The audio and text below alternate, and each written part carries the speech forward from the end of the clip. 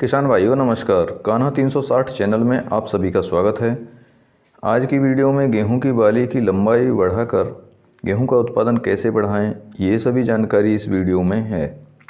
किसान भाइयों, गेहूं की फसल में बिजाई के समय खाद डाला जाता है और पहली सिंचाई के बाद भी खाद का प्रयोग होता है, परंतु जब गेहूं की फसल में बाली निकलने का समय आता है तब हमारे किसान भाई खाद का प्रयोग नहीं करते हैं। खाद का प्रयोग सामान्य तौर पर इसलिए नहीं करते हैं क्योंकि इस अवस्था में खाद ज़मीन में देने से फसल गिर जाती है, जिससे कि उत्पादन बढ़ने के स्थान पर और उत्पादन गिर जाता है।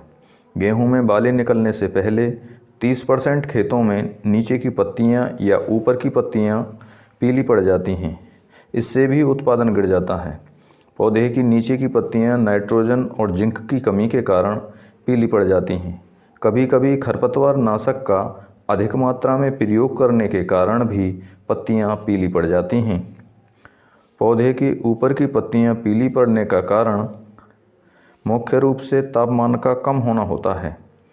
कम तापमान में पौधा प्रकाश संश्लेषण की क्रिया को ठीक ढंग से नहीं कर पाता है, जिससे कि ज़मीन में पड़े पोषक तत्व जड़ों से पौधों के ऊपरी सिरे पर नहीं पहुंच पाते हैं, जिसके कारण पौधे के ऊपरी भाग को फेरस, मैग्नीशियम, जिंक, कॉपर आदि सूक्ष्म पोषक तत्व नहीं मिल पाते हैं और गेहूं के पौधे के ऊपरी भाग की पत्तियां पीली पड़ जाती हैं। कुछ किसान भाई पीली पत्तियों को देखकर पीला रतुआ रोग समझते हैं। किसान भाइयों, पीला रतुआ में पीली पत्तियों को हाथ से रगड़ने पर उनमें पीला पाउडर जैसा तथा पत्तियां मुरझाई हुई होती हैं।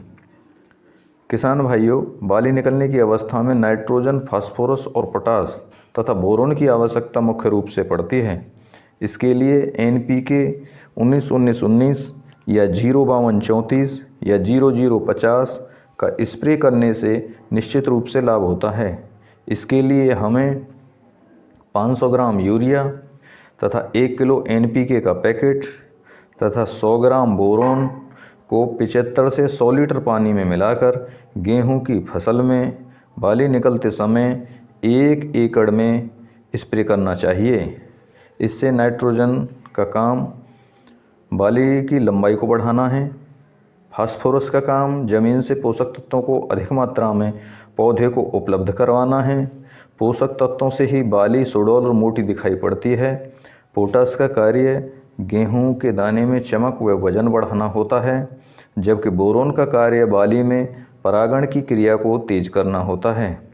मुख्य रूप से चारों पोषक तत्व ही स्प्रे करने से गेहूं का उत्पादन निश्चित रूप से बढ़ता है। फसल में प्रतिरोधक क्षमता बढ़ने से फसल गिरती नहीं है, इससे भी उत्पादन बढ़ता है।